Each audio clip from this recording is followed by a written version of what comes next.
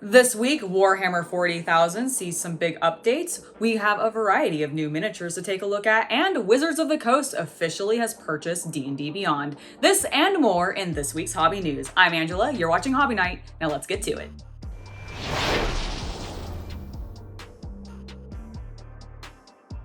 All right, let's talk about the big news this week first, and that is the official Balanced Dataslate that Games Workshop has released on the Warhammer community site, because oh boy, there's a lot that has happened, there's a lot that has changed.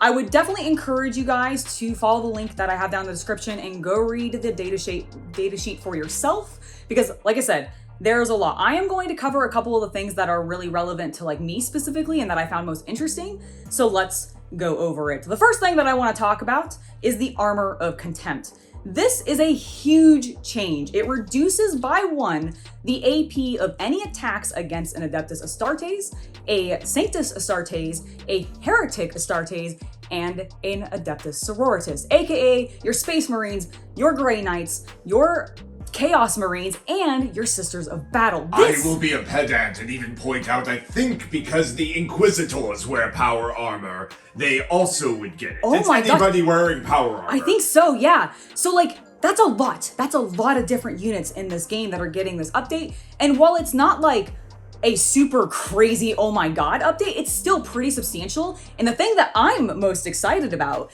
is not only does it obviously affect my Plague Marines and my Terminators and such, but it also affects my demon engines. Because guess what has keyword Heretic Astartes? That's right, my Plague Drones, my Fetid Blight Haulers, and my Plague Burst Crawlers. I am so pumped for this. I love running those units, and this just means I am more inclined to have more of them, so I'll be looking forward to that in my lists as I talk about them on my social media and stuff. Speaking of the Death Guard, I wanted to segue into what they got in this update because it was small, but I think substantial. The Terminators now have objectives secured, which is very exciting in combination with what we just talked about with the Armor Contempt as well, because it means that I think I'm going to be adjusting my list here soon. Cheating. It's not cheating. It's cheating. He's wrong. It's not cheating. Cheating. So what I'm going to do is I'm going to run Poxwalkers, a boatload of Terminators, because I love Terminators. I need to build and paint up some ranged guys because I only have melee right now, because that's what I was running in the list normally, because I combine them with my Plague Marines, but not anymore. I mean, I love my Plague Marine boys. They're great, but oh man, I love those Terminators much more. And I'm going to fluff it out with even more my Fetid Blight Haulers and probably the Mowers, because I absolutely love them. So in combination with my already potent Psychic HQ units, I am stoked. Those of you at Games of Berkeley that I've been playing, be ready for my brand new Death Guard lists. Now, we don't have just the Death Guard that I want to talk about. I also want to spotlight what happened to the Guard, the Imperial Guard specifically, because they're one of the few codexes that are left, or the armies rather, that are left without a 9th edition codex. We know that the Knights are coming, so we have that preview there, and they didn't really get any updates here, but the Imperial Guard have not seen much. In this update, however, I think they got some substantial stuff. They have a new detachment ability, which is the Hammer of the Emperor. With this new detachment, any units, as long as they're all within the same regiment of each other, will automatically hit on 6s. They'll automatically wound on 6s, which is great. Like, I love that change, but the thing that I'm most excited for is the change to the infantry and their war gear. War gear for the infantry units is now free. They have gone up a little bit in price overall. However, you can kit them out with whatever the heck you want. You get all of the war gear for free. You're not paying extra for any of it anymore. So it really doesn't matter. Now, this is a change that is very similar to what you see in Age of Sigmar. And we have seen a small amount of Age of Sigmar-like rules filter in 9th edition. This makes me wonder, with this addition to the Guard change, does 10th edition for Warhammer 40,000, is it going to look more like Age of Sigmar than not? I think it's going to look a lot more like Age of Sigmar. I don't know how I feel about that because I don't actually know the rules for Age of Sigmar that well, but the army building does kind of strike me as a little bit easier, so that might be a benefit. We'll find out. We'll definitely see what happens when the new edition comes in, but I'd love to know what you're excited about in the Balanced Dataslate update, so tell me about it in the comments below.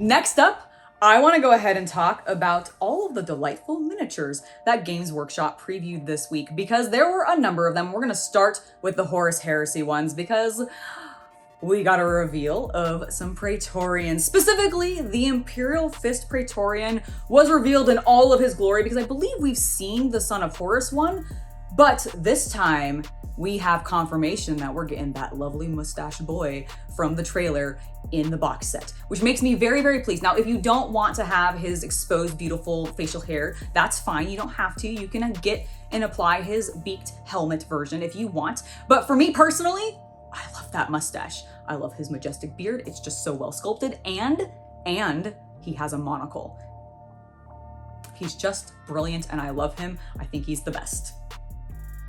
It's that time of the video where I interrupt to tell you about my Patreon and to let you know that we just added a Discord server, which all tiers get access to. So if you're wanting a way to chat with me, share with me your projects, or just tell me what board games you're playing, definitely make sure to check the link below and check out my Patreon. We're heading back to the Ash Wastes because we need to talk about the vehicles that we're getting out of Necromunda, and they are delightful. We have an Cargo 8 rig hauler, which is so cool. If you like trains or live near trains like I do, this might be very topical for you because you can get a little train. It's got cargo crates on the back. There's two options. You can have a closed top version or you can have an open top version. And frankly, all I want to do is I want to get like 12 to 18 or so of the cargo cases, both a mix of the open top and the closed top, and then like one of the little cabooses, and I just want to make a big ass train. Like I want it. I think it'd be really cool. I think it'd be really impressive. I want to do like a giant diorama. It'd probably be too huge because like 18 carts, that would be insane. But imagine if you did like the spectacular like highway robbery setup. So you ended up like breaking a bunch of them. You had them like exploded because a bomb went off or something. I don't know. It'd be amazing. I just think it'd be a really cool project. And I don't know how I'd actually do it because it'd probably be way too expensive. And I have no idea how many of the crates we're actually getting in the set because I don't think they've actually revealed that yet. But regardless, it's a really cool idea, and this terrain and slash vehicle set is looking amazing. Oh, the other thing that I do want to call out about them is it is a vehicle. You can use it in the game, and everybody can use one, with the exception of the Ash Wastes nomads themselves, because they like to rob them rather than work with them. But I do think it's cool that you have like this mercenary group that can go with any gang in the game. That is a fun little touch.